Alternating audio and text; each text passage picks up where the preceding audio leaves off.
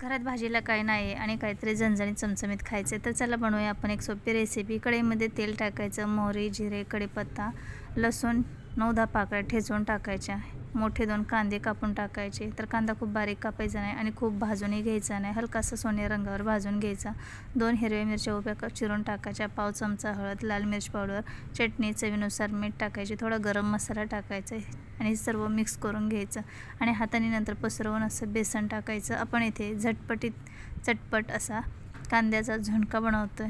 तर खूप ओलसर हे मिश्रण वाटलं तर आणखीन 1-2 चमचे बेसन टाकून घ्या, व्यवस्थित हे मिक्स करा आणि नंतर याच्यावरती 1-2 चमचे पाण्याचा शिंतोडा द्यायचा आणि झाकण ठेवून 4-5 मिनिट कमी गॅसवरती वाफ काढून घ्यायचे। जबरदस्त कांद्याचा झुणका लागतो भाकरी चपातीसोबत। डिटेलमध्ये व्हिडिओ पाहायचा असेल तर फोटोच्या खाली त्रिकोणावर पाहू शकतात।